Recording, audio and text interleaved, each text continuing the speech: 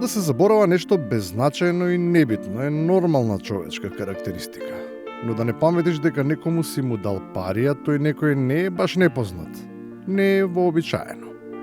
Ако пак се работи за отсуство на таква меморија, кај лица кои сакаат да преземат сериозна функција и да предводат битката со корупцијата, тогаш тоа и би требало да биде проблем.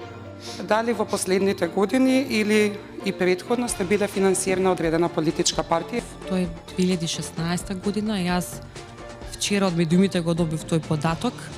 Јас не се сеќавам пред 10 години. Во декември месец 2016 политичката партија ВМРО ДПМН поднесува извештај за предвремени парламентарни избори каде што вашето име може да се, тоест вашето име може да се види, дали може да потврдите дали е тоа навистина вашето име или некое друго лице со истото име и презиме.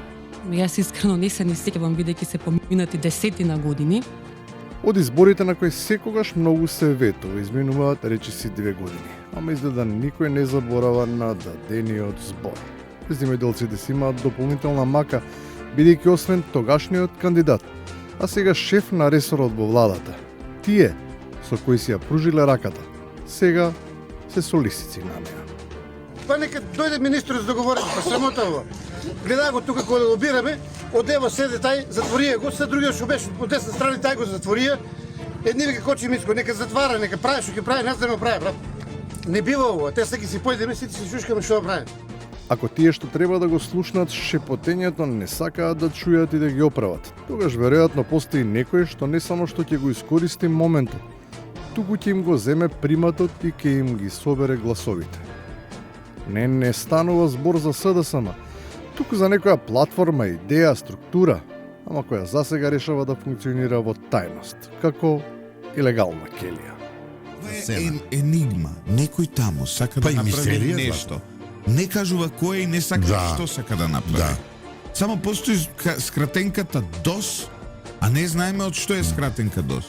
Со оглед дека не е ниту саглам кратенката, а камоли нешто храбро, одважно и сериозно, време е да се престане со идеализација на нешто што ни не постои. А ако е така, тогаш треба да се почитува реалноста, таква каква што е, особено кога за неа говорат доаени кои за сите војводи го зборувале истото. Денешно во ВМРО ДПМН, начело со председател Христијан Мицковски, е најдобрата верзија на ВМРО и ВМРО ДПМН како персонификација на таа партија од формирање на 1890 година до денес. И Христијан Мицковски е најдобриот лидер. Тој е една институционална градба, неаргиосувачка, е направена на најдобрите материјали. Но не е секој согласен дека баш тој челичниот војвода и даскал е даскалот, бидејќи постојат и такви за кои отсуството на мустаки не значи дека некој не ја заслужува таа улога. Зоран Заев, сега да кажеме само нешто од и падна муабетот, Зоран Заев е вистинскиот Гоце Делчев за Македонија. Зоран Заев ја стави Македонија во НАТО и ја направи Македонија трајна. И на крајот, што е трајно допрва ќе видиме, а во меѓувреме има и такви кои на сите, па и на само наречените даскали се спремаат да ми одземат дипломата. Во моментов мода стана да магистрираат и докторираат, јас сум убеден дека се ќе немаат прочитано магистратурите и докторатите, да ти ја срам сега во моментов стана да кажеш магистар или доктор дека си. Ним сигурно не им е срам, а кажаното, наменски или неверојатно и не е со толку големо количество на нелагодност, штом се седи во истиот кабинет покрај најмалку двајца министри, кои тоа додека се на функција, се стекнаа со едно од овие научни звања.